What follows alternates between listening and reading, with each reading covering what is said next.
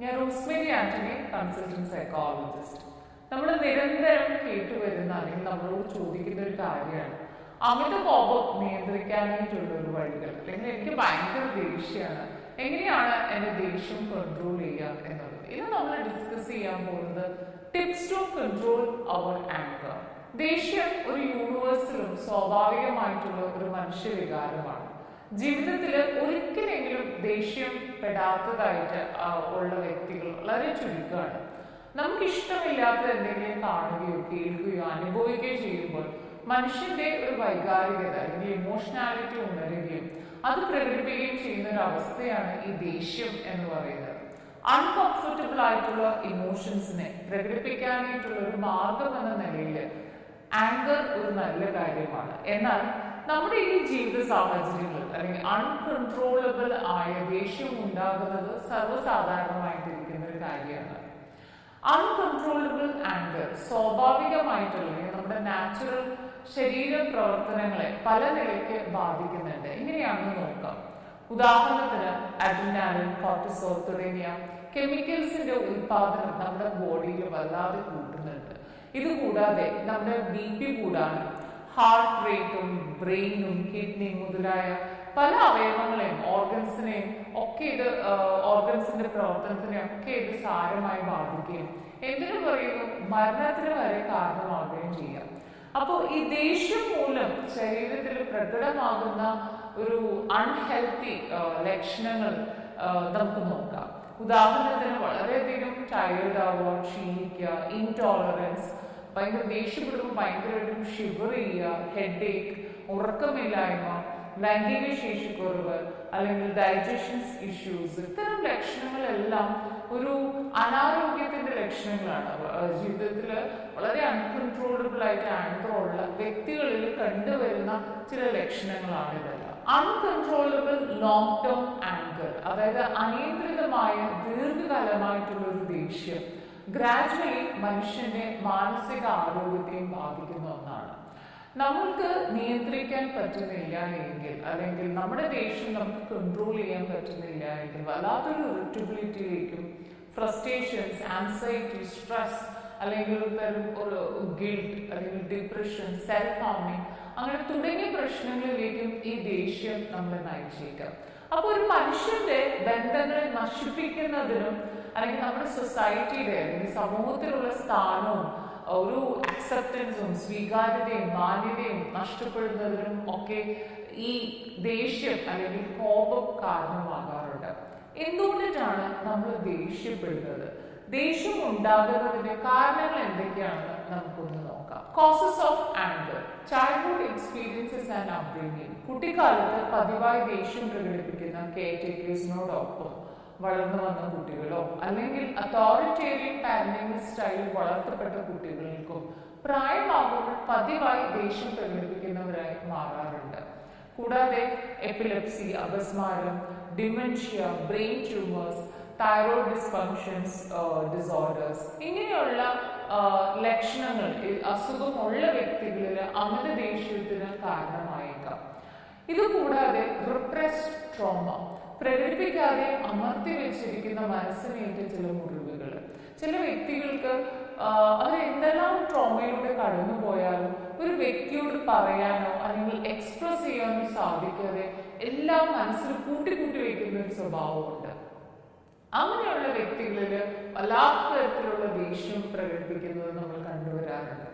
Unresolved grief, ഏതെങ്കിലും തരത്തിലുള്ള പരിഹരിക്കപ്പെടാതെ പോയ പ്രശ്നങ്ങളോ ദുഃഖങ്ങളോ ഒക്കെ ക്യാരി ചെയ്യുന്നവരാണെങ്കിൽ അവരിൽ ഈ ദേഷ്യം കണ്ടുവരാറുണ്ട്. സ്ട്രെസ്ഫുൾ സിറ്റുവേഷൻസ് ഓർ സ്ട്രെസ്സസ്, ഏതെങ്കിലും തരത്തിലുള്ള ഫിനാൻഷ്യൽ ഇഷ്യൂസോ ആരോഗ്യപരമായിട്ടുള്ള ബുദ്ധിമുട്ടുകളോ അല്ലെങ്കിൽ കുടുംബ പ്രശ്നങ്ങളിലോ ഏതെങ്കിലും തരത്തിലുള്ള സ്ട്രെസ്ഫുൾ സിറ്റുവേഷൻസിൽ വർക്ക് ചെയ്യുന്നവരോ അല്ലെങ്കിൽ അങ്ങനത്തുള്ള എൻവിറോൺമെന്റിലാണ് എങ്കിൽ അത് ഒരു പ്രധാന കാരണമാണ് ദേഷ്യപ്പെടുന്നത്. ആൽക്കഹോൾ ആൻഡ് ഡ്രഗ് അഡിക്ഷൻ, നമുക്കറിയാം മദ്യപിക്കുന്നതും പല ഡ്രഗ്സ് ഉപയോഗിക്കുന്നതും ദേഷ്യത്തിന് കാരണമാകാറുണ്ട്. അതുകൂടാതെ ഏതെങ്കിലും തരത്തിലുള്ള mental health disorders, hyper activity disorder ഉള്ള കുട്ടികളിൽ അല്ലെങ്കിൽ ഡിപ്രഷൻ ഉള്ള വ്യക്തികളിൽ, ബൈപ്പോളർ ഡിസോർഡേഴ്സ് ഉള്ള വ്യക്തികളിൽ, ഒബ്സസീവ് കമ്പൾസീവ് ഡിസോർഡർ ഉള്ളവരിൽ ഇത്തരം ഏതെങ്കിലും തരത്തിലുള്ള മെന്റൽ ഇൽനെസ് ഉള്ളവരിൽ ദേഷ്യം കണ്ടുവരാറുണ്ട്. ഫ്രസ്ട്രേഷൻസ് അല്ലെങ്കിൽ നിരാശമായിട്ടുള്ള ഏതെങ്കിലും അനുഭവങ്ങൾ, നമുക്കൊരു ഇനി ജീവിതത്തിൽ മുന്നോട്ട് പോകാൻ പറ്റില്ല, നമ്മുടെ ജീവിതം വളരെ നിരാശകരമാണ്, അങ്ങനെ തോന്നുന്ന അവസ്ഥയിലേക്ക് പോകുന്ന വ്യക്തികളിൽ ദേഷ്യം കണ്ടുവരാറുണ്ട്. അൺഫെയർ ട്രീറ്റ്മെന്റ്, മാന്യതയില്ലാത്ത പെരുമാറ്റങ്ങൾ, നമ്മൾ മറ്റുള്ളവരുമായിട്ട് ഫീലിംഗ് അറ്റാക്ട്, അല്ലെങ്കിൽ നമ്മളൊന്നും റെസ്പെക്ട് കിട്ടുന്നില്ല, അല്ലെങ്കിൽ നമ്മൾ ആളുകൾ അംഗീകരിക്കുന്നില്ല, ഒരു വല്ലാത്ത തരത്തിലോ ഫിയറോ അല്ലെങ്കിൽ ഇൻസെക്യൂരിറ്റീസോ, ഈ പറഞ്ഞ ഏതെങ്കിലും തരത്തിലുള്ള അൺകംഫർട്ടബിൾ സിറ്റുവേഷൻസിലൂടെ പോകുമ്പോൾ മനുഷ്യർ ഒരുപാട് ദേഷ്യപ്പെടുന്നതായി കണ്ടുവരാറുണ്ട്. ഇത്തരം ദേഷ്യങ്ങൾ എങ്ങനെയാണ് നമുക്ക് കൺട്രോൾ ചെയ്യാൻ സാധിക്കുക, അല്ലെങ്കിൽ ഇതൊക്കെ എങ്ങനെയാണ് മാനേജ് ചെയ്ത് മുന്നോട്ട് പോകാൻ സാധിക്കുക എന്നുള്ളതാണ് അടുത്തതായി നമ്മൾ ഡിസ്കസ് ചെയ്യുന്നത്. Strategies to manage anger. ഒന്ന്, ഐഡന്റിഫൈ ട്രിഗേഴ്സ്. നമ്മുടെ ഉള്ളിൽ ദേഷ്യം സൃഷ്ടിക്കുന്ന സാഹചര്യങ്ങൾ അല്ലെങ്കിൽ കാര്യങ്ങൾ, അല്ലെങ്കിൽ നമ്മൾ ട്രിഗർ ചെയ്യുന്നത് എന്തെല്ലാമാണ് എന്ന് മനസ്സിലാക്കുക എന്നുള്ളതാണ് ഫസ്റ്റ് സ്റ്റെപ്പ്. രണ്ട്, avoid triggers and learn to manage triggers. നമ്മളൊക്കെ ജീവിക്കുന്ന സിറ്റുവേഷൻസിൽ നമുക്ക് എപ്പോഴും എല്ലാ ട്രോമയിൽ നിന്നോ അല്ലെങ്കിൽ നമ്മുടെ എല്ലാ സിറ്റുവേഷനിൽ നിന്നും സ്ട്രെസ്ഫുൾ സിറ്റുവേഷനിൽ നിന്നും മാറി നിൽക്കാൻ നമുക്ക് സാധിക്കില്ല. അപ്പൊ ദേഷ്യം ഉണ്ടാകുന്ന കാര്യങ്ങളെയും സാഹചര്യങ്ങളെയും ഒഴിവാക്കുകയോ അവയെ മെച്ചപ്പെടുത്തുന്ന രീതിയിൽ ഡീൽ ചെയ്യാനായിട്ടുള്ള സ്ട്രാറ്റജീസ് രൂപപ്പെടുത്തുകയോ ചെയ്യുക എന്നുള്ളതാണ്. Be aware of our anger warning signs. നമുക്ക് ദേഷ്യം വരുമ്പോൾ അല്ലെങ്കിൽ ദേഷ്യം ഉണ്ടാകുമ്പോൾ ശാരീരികവും വൈകാരികവുമായ ചേഞ്ചസിനെ കുറിച്ച് അവയർനെസ് ഉണ്ടാക്കുക എന്നുള്ളതാണ്. പലപ്പോഴും നമുക്ക് ദേഷ്യം വരുമ്പോൾ നമ്മുടെ ബോഡിയും നമ്മുടെ തോട്ട് പ്രോസസ്സും ഒക്കെ ചേഞ്ച് ആവുന്നുണ്ട്. അതിനൊന്ന് മോണിറ്റർ ചെയ്ത് മൈൻഡ്ഫുള്ളായി അത് തിരിച്ചറിഞ്ഞ് ആ സിറ്റുവേഷനിൽ നിന്ന് മാറാനായിട്ട് ഈ വാർണിംഗ് സൈൻസ് നമുക്ക് സഹായിക്കും. അപ്പോ ദേഷ്യമുള്ളൊരു വ്യക്തിയാണ് നിങ്ങളെങ്കിൽ നമ്മൾ ഈ സിറ്റുവേഷനിൽ എന്തെല്ലാം വാർണിംഗ് സൈൻസ് ആണ് നമുക്ക് വരുന്നത്, ബോഡിയും മൈൻഡും അത് അലേർട്ട് ആവാനും അതിൽ നിന്ന് മാറാനും നമുക്ക് സാധിക്കും. Learn ways to cool down quickly.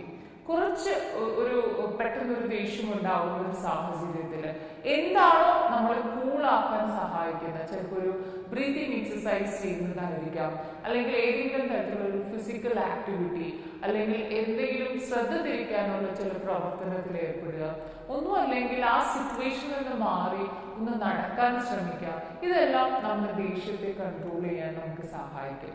Find healthier ways to express our anger. ദേഷ്യത്തെ ആരോഗ്യകരമായും പോസിറ്റീവായും എക്സ്പ്രസ് ചെയ്യാനായിട്ട് ശ്രമിക്കുക. ഉദാഹരണത്തിന് മാന്യമായി ഡിസഗ്രിമെന്റ്സ് പ്രകടിപ്പിക്കുക, ബന്ധങ്ങൾക്ക് ഫസ്റ്റ് പ്രയോറിറ്റി കൊടുക്കുക, ഫോക്കസ് ഓൺ ദി പ്രസന്റ്, ക്ഷമിക്കുവാനും തയ്യാറാവുക എന്നുള്ളതാണ്. അടുത്തത് stay calm by taking care of ourselves. നമ്മുടെ ശരീരവും മാനസികവുമായിട്ടുള്ള വെൽബീയിങ്ങിന് സഹായകരമാകുന്ന കാര്യങ്ങൾ ചെയ്യാൻ ശ്രമിക്കുക. ഉദാഹരണത്തിന് മൈൻഡ് റിലാക്സേഷൻ ടെക്നിക്സ് പ്രാക്ടീസ് ചെയ്യുക, വിശ്വാസമുള്ള ഒരു വ്യക്തിയുമായി തുറന്ന് സംസാരിക്കുക, ആവശ്യത്തിന് ഉറങ്ങാൻ സാധിക്കുക, പതിവായി എക്സസൈസ് ചെയ്യുക, ലഹരി വസ്തുക്കൾ ഉപയോഗിക്കാതിരിക്കുക, നമ്മുടെ ബോഡിയെ തന്നെ കുറച്ചുകൂടി നല്ല രീതിയിൽ കൈകാര്യം ചെയ്യാൻ ശ്രമിക്കുക. Use humour to relieve tension. എല്ലാ കാര്യങ്ങളും വളരെ സ്ട്രെസ്ഫുൾ ആയി കാണാതെ നമുക്ക് ദേഷ്യം വരുമ്പോഴാണെങ്കിൽ പോലും അതിനുള്ള ഹ്യൂമർ കൊണ്ടുവരാനായിട്ട് സാധിക്കുന്നുണ്ടെങ്കിൽ അത് നമുക്കൊരു പരിധി വരെ നമ്മുടെ ദേഷ്യം റിഡ്യൂസ് ചെയ്യാൻ സഹായിക്കും.